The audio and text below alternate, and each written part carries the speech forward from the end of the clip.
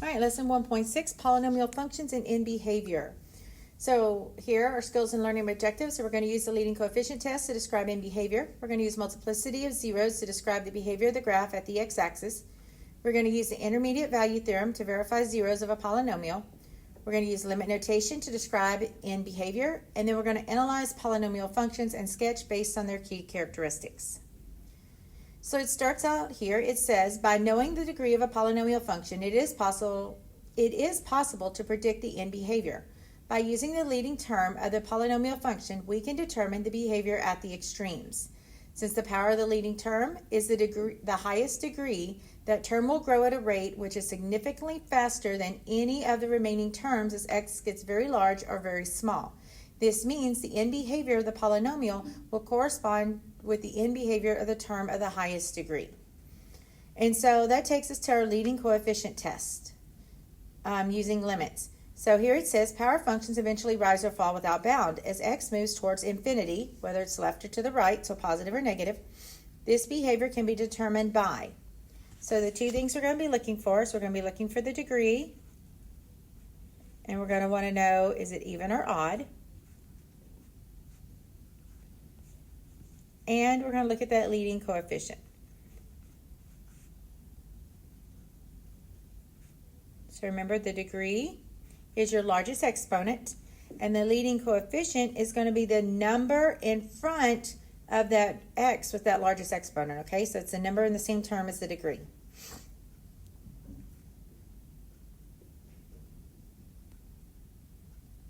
All right, and so here we have some examples, and we already kind of know these. So it starts out here with, if we're looking at an odd degree.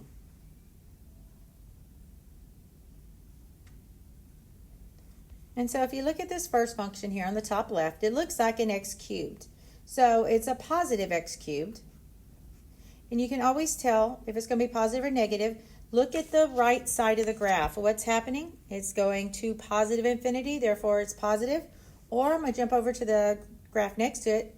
On the right side is going down, so that tells us our coefficient sign would be negative. It's always what's happening on the right side of the graph, okay? Now, we know this is an odd degree because our end behaviors are going opposite directions. So let me erase my circle over here. So on this first one, we can see the circle that's already there. And then I look at the other end, it's over here, they're going in opposite directions, so therefore I know it is an odd degree. If you notice on the next one there next to it, it's going up to the left and it's going down to the right, therefore that's an odd degree. So odd degrees go in opposite directions. And you already kind of knew this because you knew what x cubed looks like and you knew what x to the first looks like. So odd degree, the ends are going to go in opposite directions.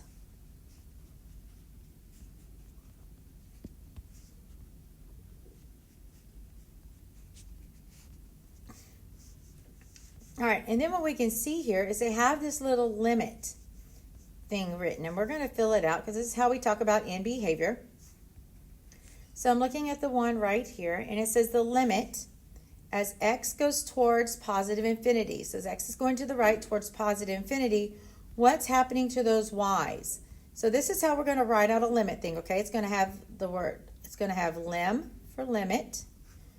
As x goes towards whatever the number may be, and then like level with limit, it's going to say f of x equals, and then we fill in whatever our y values are going to. So on this one, we can see that our y's keep going up, and so therefore my y's are going to go to positive infinity. Now if we look at this one down here, it says the limit as x goes towards negative infinity. So as my graph is going to the left there, what's happening to f of x? What's happening to those y values? Well, they're going down, and they're going to keep going down to negative infinity. All right, moving over to the right, we already talked about that it was odd because the ends are going in opposite directions. We know it's negative because the right side is going down on my graph. And so let's write our end behavior in limit notation.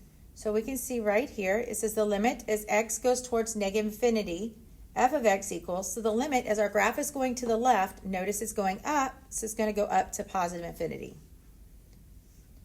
Down here, our limit as x is going towards positive infinity, f of x equals, what's happening to our y values as we go to the right towards positive infinity? They're going down, so they're going to go down to negative infinity. Then the last two here, notice, look at their end behaviors now. They're going the same direction. That's if it's an even degree. And you already know about even degrees. You know about x squared. And so if the two ends are going up, then you know that it's a positive x squared. So the coefficient would be positive if the two ends are going up. And again, if the two are going down, then it's going to be negative.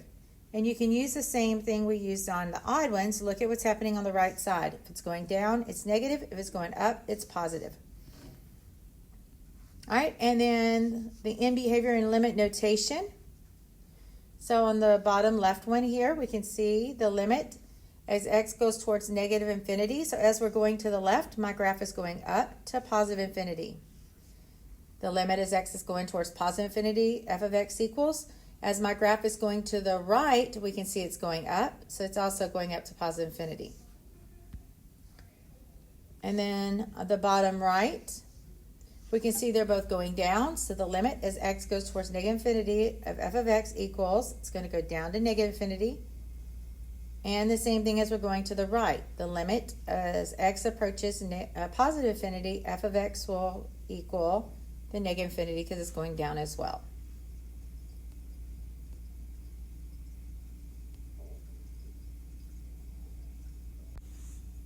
All right, so a few things to consider here. Consider the domain and range for each degree family. It says as x goes towards positive infinity and x goes towards negative infinity, what do you notice about f of x or the y values of the graph? Well, if they were even degree,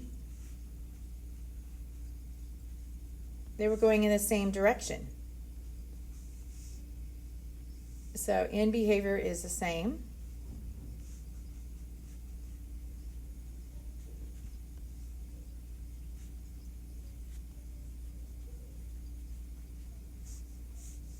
And we notice if they were odd degrees,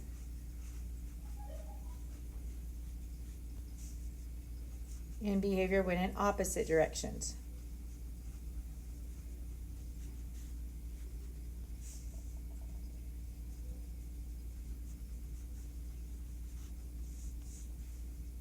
This is how does the value of the leading coefficient A affect the value as x goes towards positive infinity and as x goes towards negative infinity? So we saw that when A is negative, the direction of the end behavior changes. So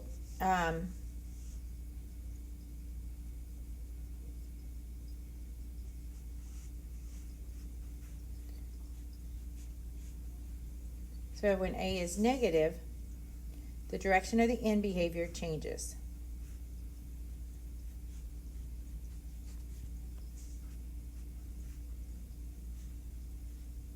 And we're going to look at that in just a second.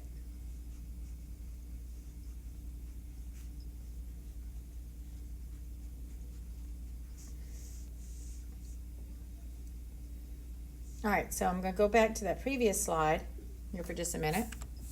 And so we could see on this that when we had our positive lead, we went down to the left and up to the right. And when it became negative, it flipped it, right? It changed it. So the direction of the end behavior changed. Same thing for the even degrees. When it was positive, they both went up, and when they were negative, they both went down. So when that leading coefficient was negative, the direction of the end behavior changed.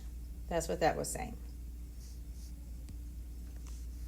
All right, so example 1 says use a calculator, sketch a graph of the function, and determine its end behavior.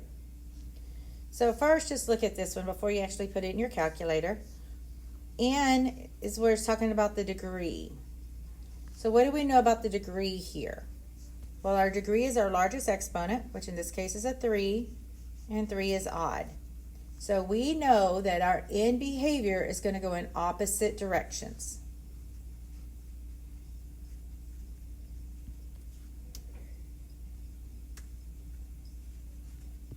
Because it's odd. A sub n, that's their leading term. So remember, that's the number in front of the largest exponent, which in this case would be the -1. That's negative, so that means we're going to go down to the right. And since they go in opposite directions, that means we will go up to the left. And then we're going to write that in limit notation. So not knowing anything else right now, I know if we're going down to the right, so I'm just going to make a quick little sketch here. So down to the right and up to the left. So I know that piece of my graph. I don't know what's happening in the middle or anything like that, but I know that much of my graph. So I can go ahead and do my end behavior in limit notation. It says the limit as x goes towards negative infinity. So as I'm going to the left over here, what's happening to their y values? They're going up to positive infinity. And then the limit as x goes towards positive infinity. So as we go to the right there, what's happening to those values? They're going down, so they go down to negative infinity. All right, and then it wants to know the number of turning points. Well, we haven't really talked about that yet, but your turning point is going to be at most, they say it's n minus 1. Well, remember, n is the degree, okay? So at most, it's going to be the degree minus 1.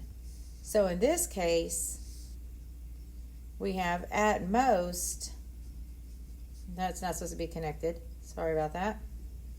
At most, my degree was 3 minus 1.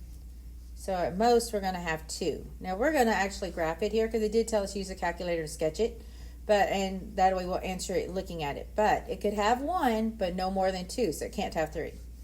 All right, so I'm going to put this in my calculator. And I'm going to do a quick sketch of my graph. So it's going to look something like that. And so when I look at it, my end behavior is doing exactly what I expected it to do. It's going up to the left, down to the right. And I can count the number of turning points because it's turning right here and right there. It's where it's turning from increasing to decreasing and decreasing to increasing. And so therefore we had 2 turning points.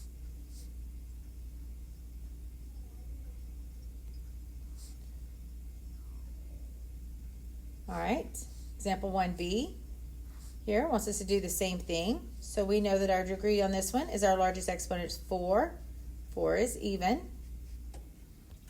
So that means they're going to go in the same direction. In behavior, same direction. So they're both going to go up or they're both going to go down. My leading coefficient is the number in front there, which is 1. So that's positive. And so we know positive means it's going to go up to the left. Up to the right. And since they go in the same direction, that means it's also going to go up to the left. And so right now, if I don't know anything else, I know I'm going to go up to the right and up to the left. So here is my end behavior.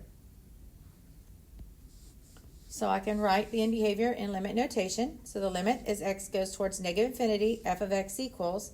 So as my x is going to the left towards negative infinity, we're going up to positive infinity. And then as the limit as x goes towards positive infinity, so as x is going to the right, f of x equals, it's going up as well, so it's going up to positive infinity. And then we know from what I told you just a minute ago, we're going to have at most the degree minus 1, so 4 minus 1, so at most 3 turning points, okay? Now, let's actually go ahead and graph it, and let's look at it and see what it shows us. So I'll put it in my y equals, just drawing a quick graph here. It's not going to be all that great. It's going to look something like this. I can see that we were right. Our end behavior is going up to the left and up to the right. I can also see that there is 1, 2, 3 turning points.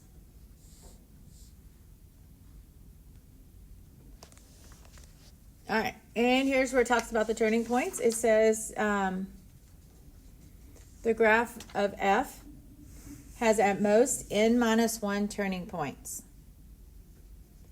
which is where it changes from increasing to decreasing and vice versa. And then the function has at most n real zeros. Well, our degree tells us the number of zeros. Remember, it told us our number, we talked about that before. It talked about the number of zeros, and it talked about the number of linear factors it's going to have. Now, the reason it says at most n real zeros is because we said the degree is going to tell us a total number of zeros, which includes imaginary zeros. They're just looking at the real zeros there when they say at most. But we know it's going to give us n total zeros. All right, so let's talk about multiplicity. We talked about multiplicity a little bit before. And so it says if a polynomial function has a factor that is repeated, these duplicate roots are labeled as a multiplicity of n, where n is just your exponent, or how many times it's there. If if f has a real zero c of odd multiplicity, then the graph of f will cross the x-axis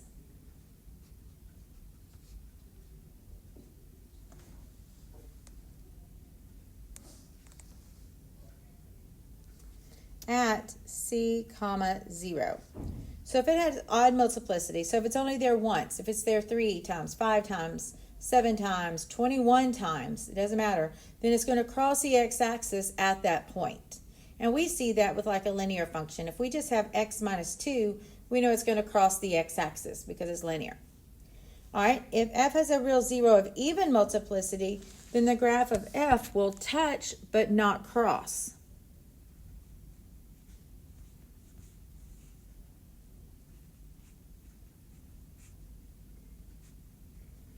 The x-axis at that point c, 0. All right, so if it's linear,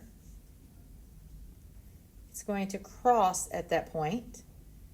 And remember, we said before when we looked at it, we said we're just going to look at a little box right here, and it appeared linear because it crossed. And then remember, if it was even, if it was even, it says it's going to touch but not cross. So it's going to touch and turn. And so if we look again, if we look at that little box, inside that box it looks like quadratic, x squared is even, okay? So it's a way to tell us what's happening at the x-intercepts, whether it's going to cross it or whether it's going to touch it but not cross it and turn back around. Whoops. Go back to my pen. I forgot my parenthesis. All right, now the only other difference is the odd multiplicity. If it's to the first, it's going to cross straight, just like what we did right here. But if it's to the third or to the fifth, it's going to have that little bit of a cubic look going on, okay? So if it was like x cubed, then it's going to do something like that. And x to the fifth will kind of look the same as well, okay? So therefore, but it's still crossing. You can still see it's still crossing.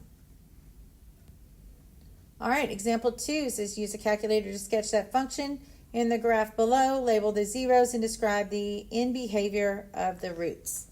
All right, well, they went ahead and they gave us a graph, but we could plug it in our calculator and sketch it if we needed to.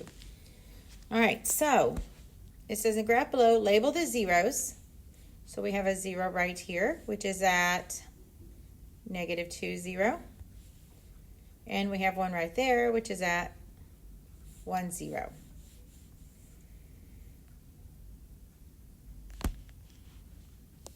All right, so look at that -2. So we have a 0. Let me write this out like this. So we have a 0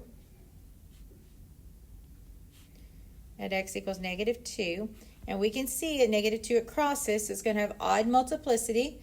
And because it crosses, and if I just kind of box in that little piece, that looks cubic, okay? So it's going to have multiplicity of 3. And I know it's 3, not 5, because I'll tell you why in just a minute. And then we also have a 0 at x equals 1, and we can look at it, and we can see that looks quadratic. We know it's going to be even because it doesn't cross it. It touches it and then turns back around. It's going to have multiplicity of 2. Now, how do we know for sure what these numbers are? Remember, these are zeros, and so we could take our function here, and we could set it equal to 0 and solve. So I have x plus 2 cubed times x minus 1 squared equals 0. Well, x plus 2 cubed means it's there 3 different times, which means I'm going to get the same answer 3 different times. So if I just set this equal to 0, what I can do here is this exponent tells me how many times it's there. That exponent is my multiplicity. So that's how I knew for sure it was multiplicity of 3. So I would just, that's my multiplicity. Then I set what's inside, the x plus 2 equals 0, and solve for x. And so we got x equals -2, which has multiplicity of 3, which is what we said was going to happen. And also it does tell me to talk about, it says label and describe the behavior of the roots. So we had also said that this is going to cross the x-axis. And then we do the same thing with that x minus 1 squared. We're going to set it equal to 0. And again, that exponent tells me that it's there twice, so I'm going to get the same answer twice. So it's got a multiplicity of 2. And then I just take what's inside, that x minus 1, set it equal to 0, and solve. And so I find that I have a 0 at x equals 1 that has multiplicity of 2, which is the same exact thing we put right up here. And we had talked about that it was going to touch but not cross. So I'm just going to put touch x-axis. Okay, so you can look at a graph and kind of tell. You can look at the equation and tell, and we can solve it out algebraically to find out exactly where it is. All right, the intermediate value theorem. So in easy to understand language, this theorem states that if you can find two y values where the signs change, so one's positive and one's negative, that means there has to be a 0 of the function that will fall in between those two x values of the function. So what we do here is we're going to pick 2 points on a graph. If one of them has a negative y value and the other one has a positive y value, the only way that that graph can connect those 2 points is if it crosses the x-axis in between. So if you have a negative y and a positive y, it has to cross the x-axis in between those two x values. So example 3 says use the intermediate value theorem to explain why the function g of x equals x squared plus 3x minus 6 must have a root or an x-intercept on the closed interval from 1 to 2. So what we do there is we need to see if at 1 and at 2, if our function is going to have a positive y and a negative y. So we're going to plug those values into our function. So we're going to go find g of 1.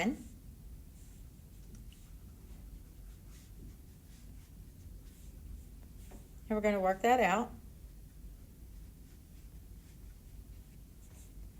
And we're going to go find g of 2.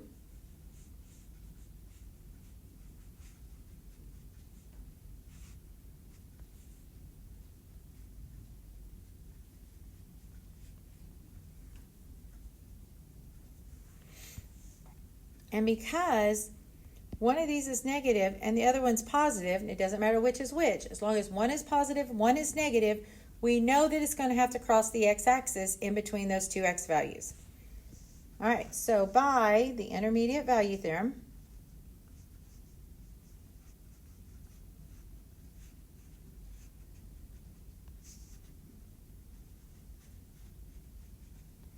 there exists a 0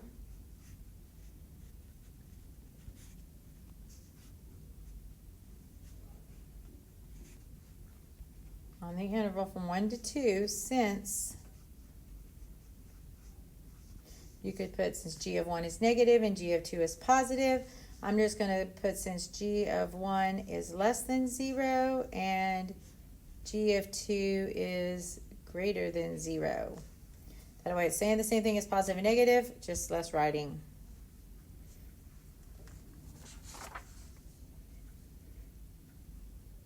All right, so let's put it all together here. So example 4 says for the given polynomial, f of x equals 0.5 times x plus 2 times x minus 3 cubed, list each 0 and find its multiplicity for a. Well, to find the zeros, we know we're going to set the function equal to 0 and then solve. So we have 0.5 times x plus 2 times x minus 3 cubed equals 0. Now if I set each thing being multiplied equal to 0, I'm going to get 0.5 equals 0 as one of them. Does that make sense? No, it has no variables, so we just don't worry about it, okay? So we just worry about the ones with the variable, so x plus 2 equals 0, and then x minus 3 cubed equals 0. So I'm going to solve this one. So we get x equals negative 2.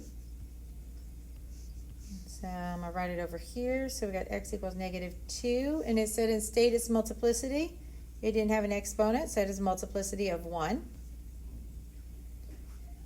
And then we're going to solve the other one here. So remember, this gives us the multiplicity. So just set what's inside equal to 0 and solve.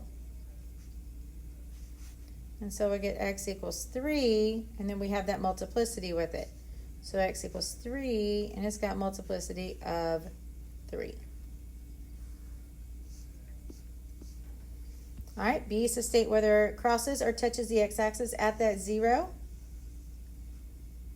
So at x equals -2, we can see it's got odd multiplicity, so we know it's going to cross the x-axis. It's going to cross in a straight line. And at x equals 3, it had multiplicity of 3, which is also odd, so it's going to cross the x-axis, but it's going to cross where it looks more like a little cubic right there where it crosses. All right, C is to state the maximum number of turning points. Remember, at most, it's n minus 1. So our n, well, we got to figure that out because this isn't written in polynomial form. I have a couple exponents that are all being multiplied, but this one doesn't have an x. And so this first parenthesis, I get x to the first, and then the second parenthesis, if I worked it out, I would get x to the third. So 1 plus 3 is 4. So this degree of this polynomial is 4, okay? So it's a little different there because it wasn't written in polynomial form, it's in factored form. So it's at most, remember it's n minus 1, so 4 minus 1 is 3. So it's at most 3 turning points.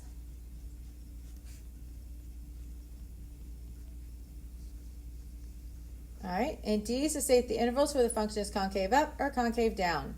Note, you may approximate the points of inflection. All right, so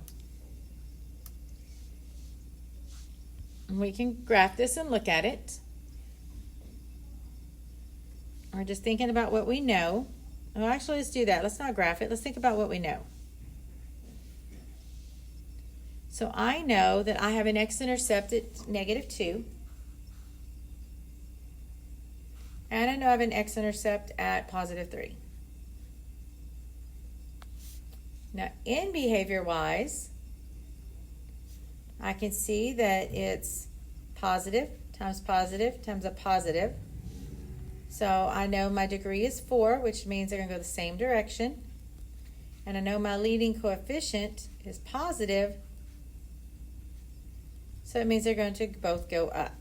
So in behavior-wise, I know coming out of this 0 and this 0, they're going to go up. Now what else do we know? We know that at the -2 is going to cross the x-axis, like in a straight line. And then we know that when we come, we're going to have to turn around here to come back up, but this is going to be kind of cubic looking. Okay? So we know our graph is going to look something like that. Now, we need to be able to find some points to be able to help us be able to find those points of inflection. Well, we have, we know that one right there because we have that root that has a multiplicity of 3.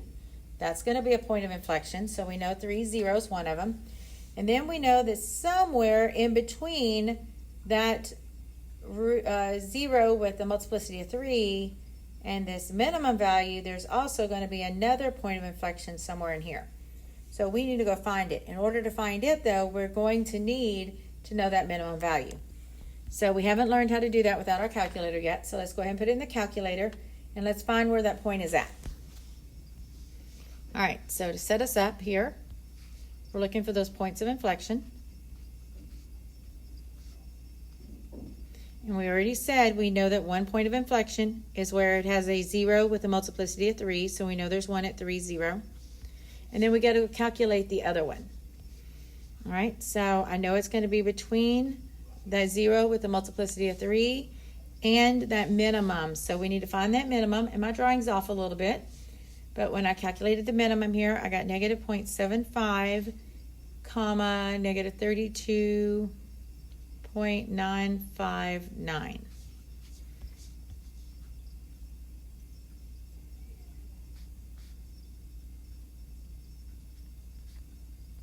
Okay, and so I need to estimate the point in between them. So remember, that's where we average the x's, we average the y's.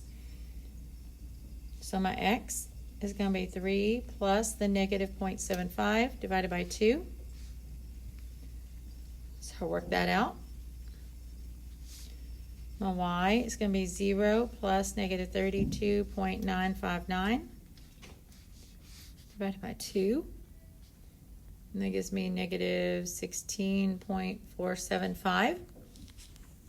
And so I know my other point of inflection is going to be at that 1.125, comma, negative 16.475.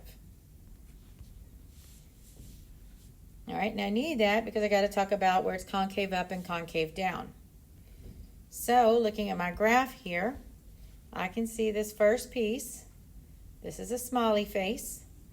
So it's going to be concave up.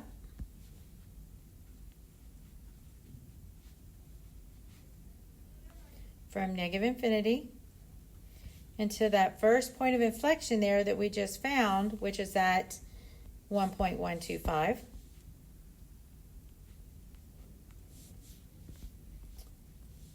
And then we can see right here, this is a piece of a frowny face, so that's going to be concave down. So I'm going to skip a little space there on purpose. And that's going to go from that 1.125 to the next point of inflection, which is right there at that 3. And then we can see right here, we got part of a smiley face that's concave up from 3 all the way to the right to infinity.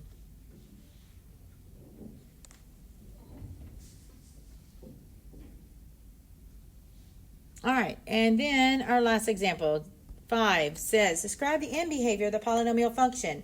Analyze a given function by stating the domain, the range. What can you conclude about the polynomial represented by the graph shown based on its x-intercepts and turning points? All right, well, we can look at that and we can tell its domain. My graph keeps going to the left and it keeps going to the right. There's no hole, no gaps, no asymptotes. So negative infinity to infinity. Remember, don't write it out as all real numbers. Put it in interval notation. All right, my range does not keep going down, but it does keep going up. So we know it's going to go up to positive infinity. And it's going to go down to here, which is about halfway between negative 12 and negative 16. So I'd say like negative 14. To infinity, and the negative 14, it is equal to it. So use that bracket there. We can do our end behavior. So we could say the limit. Remember, f of x is going to be on the same thing, okay? So I'm going to go ahead and write that together. And then underneath LIM is where you put as x goes towards negative infinity.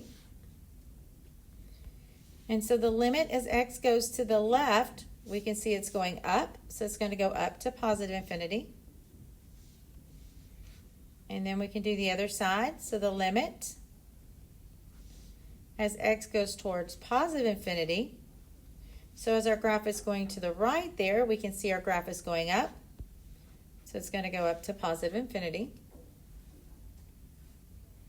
All right, so we can see our end behaviors are the same. And so I'm just going to make note of that here. So end behavior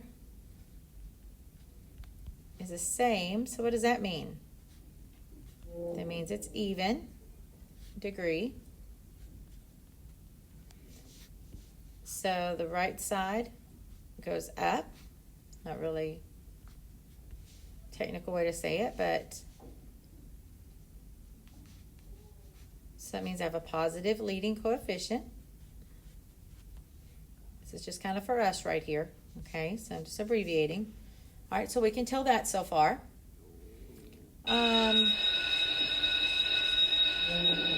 X-intercepts.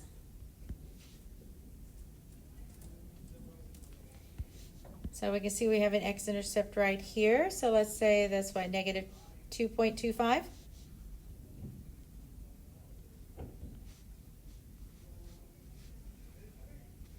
And we can see there that it's going to cross. So we know that means odd multiplicity. And if I kind of just look at that, it crosses in a straight line. So it's going to have odd multiplicity of 1. All right, we can also see we have an x-intercept right here. So I'd say like 1.125.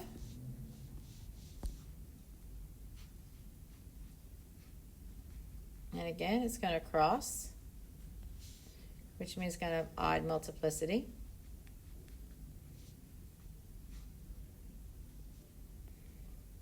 And again, if I look just there, it looks pretty straight where it's crossing, so it's going to be 1 for my multiplicity.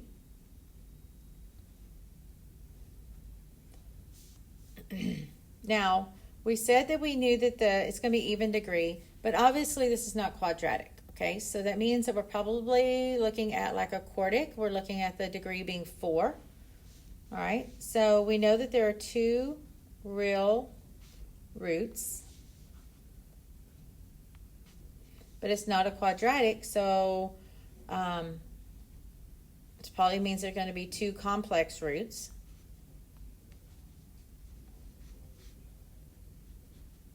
Just remember those come in conjugate pairs.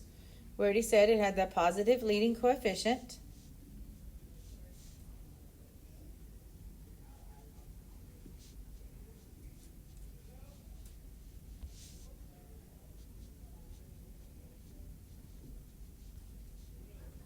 Sorry, that's really messy right there.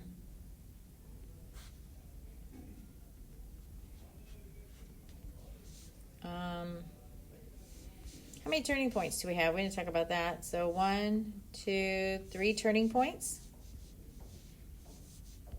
Let's see, I'm going to squeeze that in up here. And so remember, your maximum number of turning points is your degree minus 1. So everything's pointing here to a 4th degree polynomial.